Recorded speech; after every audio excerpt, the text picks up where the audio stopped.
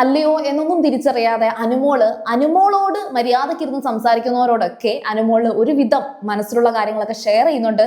അതും കൂടി ഇല്ലെങ്കിൽ ആ ഒരു സ്ത്രീക്ക് സത്യം പറഞ്ഞ വല്ല അറ്റാക്കും വല്ല പാനിക് അറ്റാക്ക് എന്ന് പറയും. അതായത് പെട്ടെന്ന് ഈ നെഞ്ചുവേദന വന്നിട്ട് അങ്ങനെയുള്ള പാനിക് അറ്റാക്ക് നിങ്ങളൊന്ന് സെർച്ച് ചെയ്ത് നോക്കിയാൽ മതി. അത് ഭയങ്കര പ്രശ്നമാണ് ഉള്ളത്. അങ്ങനെ എങ്ങാനും വരും. അത്രയ്ക്കും നമുക്കൊരു പാവം തോന്നും കേട്ടോ, സത്യം പറയാലോ. അതെനിക്ക് ഉൾക്കൊള്ളാൻ പറ്റുന്നില്ല. അതുകൊണ്ടാണ് ഞാനിപ്പം ഈ ഒരു ചെറിയ കാര്യമാണ് ഇത് ഓൾറെഡി ഇന്നലെ രാത്രി മസ്താനെ എടുത്ത് സംസാരിച്ച അതേ കണക്കൊരു ടോക്ക് ഇന്ന് ഇപ്പൊ പ്രവീണുമായിട്ട് സംസാരിക്കുന്നുണ്ടായിരുന്നു. അത് ലൈവിൽ കഴിഞ്ഞ ഒരു കാര്യമാണ്. നമുക്ക് അത് എന്താണെന്ന് ഞാൻ പറഞ്ഞുതരാം. ഓക്കെ, അപ്പം സീരിയൽ ഗാന ഫസ്റ്റ് ടൈം കാണുകയാണെങ്കിൽ ഉറപ്പായിട്ടും ചാനൽ ഒന്ന് സബ്സ്ക്രൈബ് ചെയ്തേക്കാം. അതായത് ഇത് റെപ്പറ്റീഷൻ ആണ്. അതായത് മസ്താനെ എടുത്ത് പറഞ്ഞ സെയിം കാര്യമാണ്. ഒന്ന് രണ്ട് കാര്യങ്ങൾ മാത്രമാണ് അനുമോൾ പുതുതായിട്ട് പറയുന്നത്. അതായത് ഇവിടുന്ന് പുറത്തിറങ്ങി കഴിഞ്ഞാൽ മറ്റേ അഭിയെ എന്തായാലും അനുമോൾക്ക് നല്ല താല്പര്യമാണ്. കാരണം മുൻപും അഭിയെ കുറിച്ച് നല്ലതേ അനുമോൾ പറഞ്ഞിട്ടുള്ളൂ. റീ എൻട്രിക്ക് ശേഷവും അഭിയാണ് ഒരുവിധം അനുമോൾക്ക് ഒരു സപ്പോർട്ടൊക്കെ കൊടുക്കുന്നുണ്ട്. വിസിബിൾ ആയിട്ട് അനുമോളെ ഒരുപാട് സപ്പോർട്ട് ചെയ്യാൻ അഭിക്ക് കഴിയില്ല. കാരണം അത്രയും പേരും അഭിക്കെതിരെ തിരിയുമോ എന്നുള്ള ഒരു ഇതുണ്ട്. അപ്പൊ എല്ലായിടത്തും ഒരേപോലെ നിൽക്കുകയാണ് അഭി. പിന്നെ ഒനീൽ ചേട്ടന്റെ പേരും പറയുന്നുണ്ട്. അതുപോലെ തന്നെ പ്രവീണിനോടും ഈ പറയുന്ന കണക്ക് ഒരു കോണ്ടാക്ട് വെക്കും എന്ന് പറയുന്നുണ്ട്.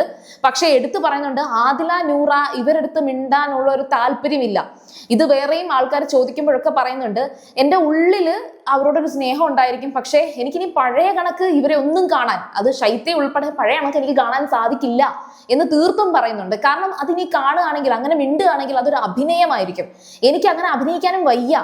പിന്നെ ഞാൻ പുറത്തിറങ്ങിയതിന് ശേഷം മാത്രമേ ഇനി എന്തെങ്കിലും സംസാരിക്കുന്നുള്ളൂ. കാരണം എന്ന് വെച്ചാൽ എനിക്ക് കുറച്ച് നിങ്ങളൊക്കെ വരുന്നതിന് മുന്നേ എനിക്ക് ഈ പറയുന്ന കുറച്ചും കൂടെ ദിവസം ഇവിടെ നിന്നാൽ കൊള്ളാമെന്നുണ്ടായിരുന്നു. പക്ഷെ എനിക്കിപ്പോ എത്രയും പെട്ടെന്ന് എനിക്കങ്ങ് പുറത്തു പോകണം.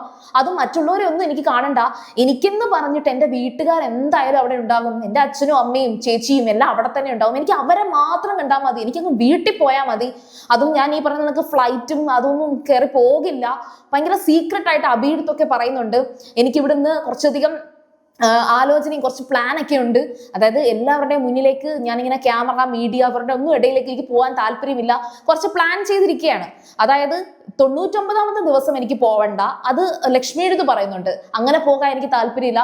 100 ദിവസം തന്നെ നിന്നിട്ട് എനിക്ക് പോകണം. അങ്ങനെ പോയേ പറ്റൂ എനിക്ക്. കാരണം എന്ന് വെച്ചാൽ ഈ 99ാമത്തെ ദിവസം ഇവരുടെയൊക്കെ മുന്നിൽ വെച്ചിട്ട് ഞാനുണ്ടല്ലോ 100 ദിവസം നിൽക്കാതെ പോകുന്നത് എനിക്ക് സഹിക്കില്ല. 100 ദിവസം തന്നെ നിൽക്കണം. പക്ഷെ പ്രവീണിനോട് പറയുന്ന മറ്റൊരു കാര്യമുണ്ട്.